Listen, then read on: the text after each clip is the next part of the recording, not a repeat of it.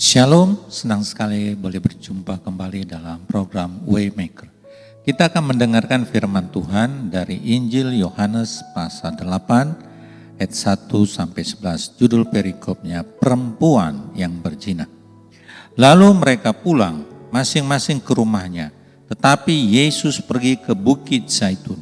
Pagi-pagi benar ia berada lagi di Bait Allah dan seluruh rakyat datang kepadanya. Ia duduk dan mengajar mereka.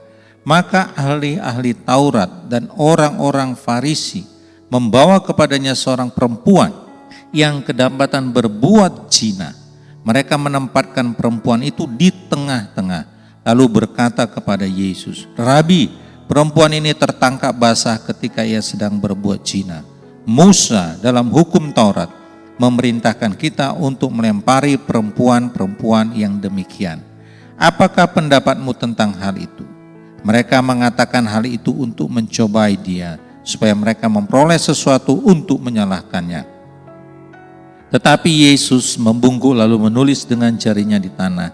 Dan ketika mereka terus-menerus bertanya kepadanya, ia pun bangkit berdiri lalu berkata kepada mereka, "Barang siapa di antara kamu tidak berdosa, hendaklah ia yang pertama melemparkan batu kepada perempuan itu."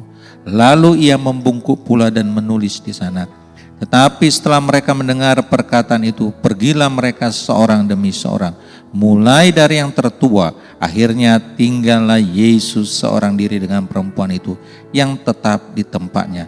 Lalu Yesus bangkit berdiri dan berkata kepadanya, "Hai perempuan, di manakah mereka? Tidak adakah seorang yang menghukum engkau?" Jawabnya, "Tidak ada, Tuhan." Lalu kata Yesus, "Aku pun tidak menghukum engkau. Pergilah dan jangan berbuat dosa lagi mulai dari sekarang." Saudara, kita melihat di sini ada seorang perempuan yang kedapatan ketangkap berbuat zina. Dan berdasarkan hukum Taurat pada zaman itu, orang yang ketangkap kedapatan berbuat zina, hukumannya dirajam, dilempari dengan batu sampai mati. Kalau zaman sekarang dieksekusi hukuman mati. Kita melihat pada waktu perempuan ini tertangkap berbuat zina, tertangkap berbuat dosa, maka sama ahli Taurat dan orang-orang Farisi dibawa kepada Yesus. Pada saat itu Yesus sedang mengajar. Kita lihat di dalam ayat yang kedua dikatakan, pagi-pagi benar Yesus berada lagi di Bait Allah dan seluruh rakyat datang kepadanya. Ia duduk dan mengajar mereka. Jadi ada banyak orang, Yesus sedang mengajar. Lalu ahli Taurat dan orang Farisi membawa perempuan ini di tengah-tengah. Saudara dapat bayangkan, ada begitu banyak mata tertuju kepada perempuan yang kedapatan berbuat zina. Dan tentunya perempuan ini sudah tahu bahwa hukum yang berlaku pada saat itu adalah hukum Taurat. Dia sudah tahu konsekuensi daripada perbuatan yang dia lakukan berzina, yaitu dirajam, dilempari dengan batu sampai mati. Dan dia dihukum mati. Saudara dapat bayangkan bagaimana perasaan daripada perempuan ini. Dia merasa ketakutan karena sebentar lagi dia akan dieksekusi. Apalagi sudah dibawa dengan para ahli Taurat dan orang Farisi di tengah-tengah keramaian. Ada banyak orang matanya tertuju kepada dia. Saya dapat bayangkan pada waktu dia ditempatkan di tengah-tengah, dia pasti mukanya tertunduk karena malu. Tidak berani menatap siapapun pada saat itu.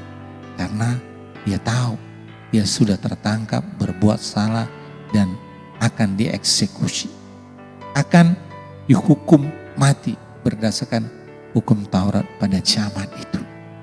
Hatinya hancur, bercampur pilu, bercampur marah, bercampur putus asa dan sebagainya, saudara.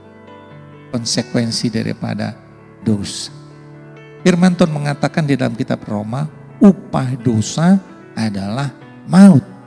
Nah, dia berbuat dosa, upahnya dihukum, dirajam dengan apa? Diperhadapkan kepada Tuhan Yesus. Wanita ini penuh dengan ketakutan. Sama kalau kita membayangkan zaman ini, kalau seseorang kedapatan berbuat salah, mungkin pelanggarannya sangat berat, hukumannya pun akhirnya pengadilan memutuskan hukum mati. Pada saat dihadapkan, pada hari H, dia hendak dieksekusi, diperhadapkan di hadapan regu tembak. Saudara dapat bayang hatinya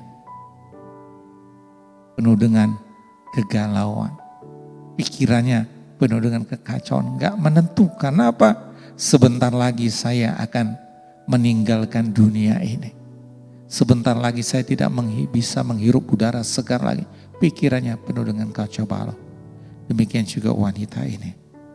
Dan sengaja memang sama ahli Taurat dan orang Farisi diperhadapkan kepada Yesus. Dan mereka bertanya, menurutmu apa yang harus dilakukan? Mereka punya tujuan jahat, hendak menjebak Tuhan Yesus. Tapi Yesus adalah Tuhan dan orang yang berhikmat. Tuhan tahu niat mereka. Tuhan tahu niat orang para ahli Taurat dan orang Farisi ini. Dan pada waktu diperhadapkan kepada Tuhan Yesus, perempuan yang sudah siap untuk dieksekusi penuh dengan ketakutan. Tuhan menjawab kepada para ahli Taurat dan orang Farisi, barang siapa di antara kamu yang tidak pernah berbuat dosa, silakan eksekusi perempuan ini. Lalu apa yang terjadi? Mereka satu persatu meninggalkan perempuan ini.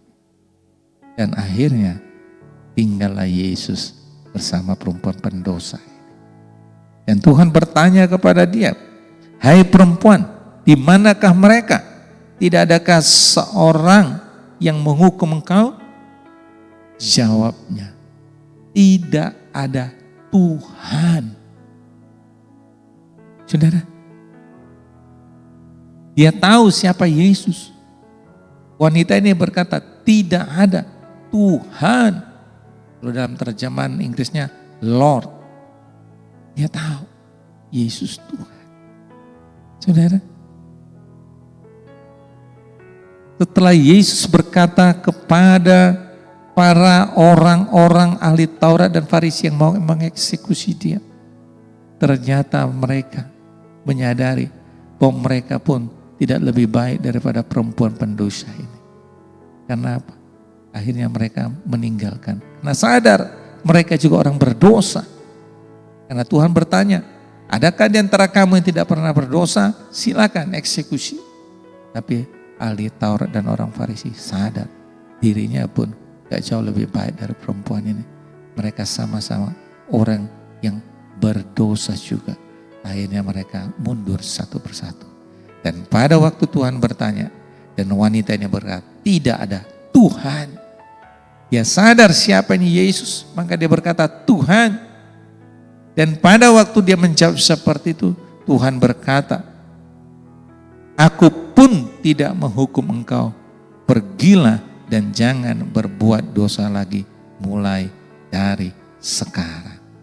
Saudara, tadinya perempuan ini sudah diambang kematian. Tapi pada waktu dia berjumpa dengan Yesus, dia memperoleh kehidupan. Karena Yesus pun berkata, aku pun tidak menghukum engkau. Tapi mulai dari sekarang, jangan berbuat dosa lagi. Pada waktu berjumpa dengan Yesus, kematian diubahkan oleh Yesus menjadi kehidupan.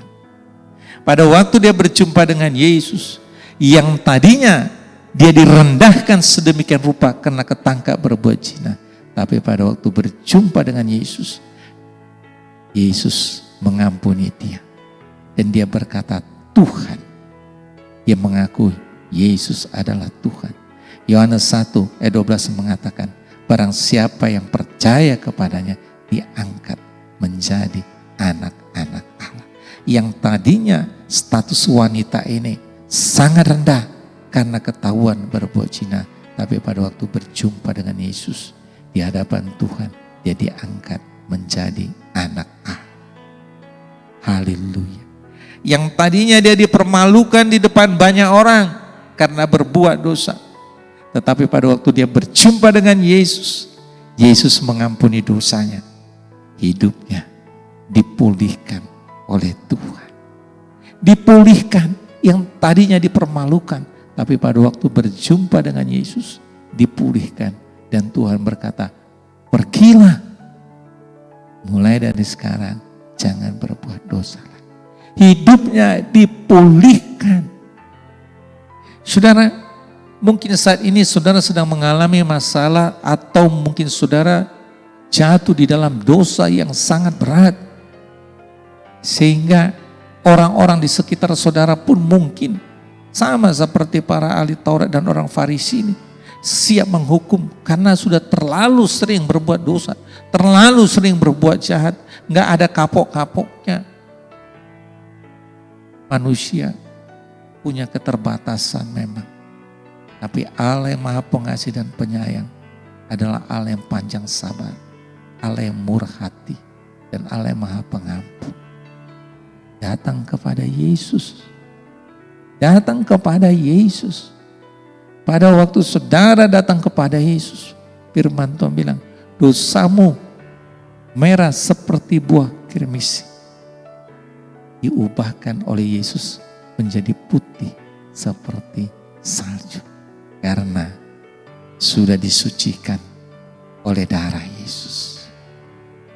Datang kepada Yesus, kematian berubah menjadi kehidupan. Hidupmu diubahkan oleh Tuhan.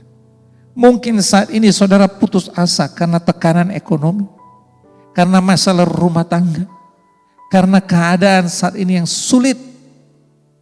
Mungkin engkau sudah menyerah, sudah putus asa, sehingga engkau mengambil tindakan untuk berbuat yang tidak baik, berbuat jahat. Lalu mungkin saudara ketangkap, lalu menerima hukuman, dan saudara mungkin mulai putus asa. Aduh, apa artinya hidup ini? Sebentar lagi saya akan dieksekusi. Itu kata dunia. Tetapi kalau engkau datang kepada Yesus, Dia memberikan harapan, Dia memberikan hidup. Karena Yesuslah sumber kehidupan itu. Yesuslah sumber air kehidupan itu. Karena Yesuslah masa depan bagi saudara. Kalau engkau datang kepada Dia, sama seperti perempuan yang berbuat zina ini, Tuhan pun tidak menghukumnya. Tapi Tuhan ingatkan kepada wanita ini, pergilah, jangan berbuat dosa lagi. Sebesar apapun kejahatanmu, sebesar apapun pelanggaranmu, sebesar apapun perbuatanmu yang tidak berkenan di hadapan Tuhan. Mungkin engkau juga terlalu sering menyakiti keluargamu, orang tuamu, istrimu, suamimu, anakmu, teman-temanmu. Tapi pada waktu engkau datang kepada Yesus, Yesus sanggup mengubahkan hidup. Yesus sanggup mengubahkan hidup. Yesus sanggup mengubahkan hidup. Karena Dia Allah yang Maha Pengasih dan Penyayang. Sama seperti perempuan yang sudah siap untuk menerima eksekusi, dihukum mati. Karena dia sudah ditempatkan di tengah-tengah keramaian, ada banyak orang. Dan dia sudah tahu konsekuensi daripada perbuatannya pada zaman itu. Dirajam, dilempari dengan batu sampai mati. Tetapi pada waktu Yesus ada, pada waktu dia berjumpa dengan Tuhan, Tuhan pun berkata, aku pun tidak menghukum engkau. Tidak menghukum, mengampuni saudara.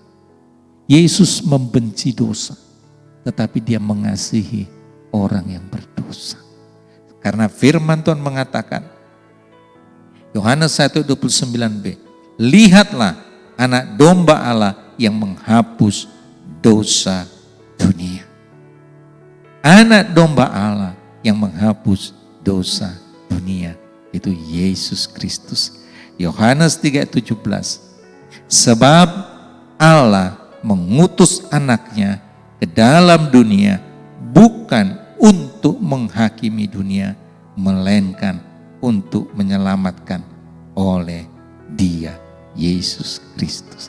Jadi Yesus datang ke dunia bukan untuk menghukum. Yesus datang ke dunia bukan untuk menghakimi, tapi Yesus datang untuk menyelamatkan. Haleluya, saudara. Yesus datang ke dunia untuk menyelamatkan. Apapun dosamu hari ini, apapun kejahatan pelanggaranmu yang sangat menjijikkan, menajiskan di hadapan Tuhan dan di hadapan sesama. Tapi kalau engkau datang kepada Yesus, Yesus akan mengampunimu. Sama seperti perempuan yang berbuat zina ini. Tuhan tidak menghukumnya. Dan Tuhan berkata, pergilah, Tuhan pulihkan hidupnya. Dan Tuhan berkata, mulai dari sekarang jangan berbuat dosa lagi. Di dalam Yesus ada pengampunan. Di dalam Yesus ada keselamatan. Di dalam Yesus ada pertolongan. Sebab Yesus membuat cara. Haleluya. Mari kita berdoa. Bapa, hamba berdoa bagi setiap jemaat yang dikasihi oleh Tuhan, yang mendengarkan firman Tuhan pada hari ini. Ampunilah segala dosa dan pelanggarannya. Ampunilah segala kejahatannya. Sebab Engkau datang ke dunia ini untuk mengampuni orang yang berdosa. Engkau datang ke dunia untuk menyelamatkan orang yang berdosa yang mau datang kepadamu. Di dalam nama Yesus, ulurkanlah tanganmu Tuhan. Kau jamah hidupnya, selamatkan hidupnya Tuhan. Pulihkan hidupnya di dalam nama Yesus. Sebab hamba percaya Engkau adalah Allah yang memulihkan. Di dalam nama Yesus, hamba percaya Engkau sanggup mengubahkan hidup daripada umatmu menjadi lebih baik. Dalam nama Yesus, hamba sudah berdoa dan bersyukur. Haleluya. Amin. Tuhan Yesus memberkati.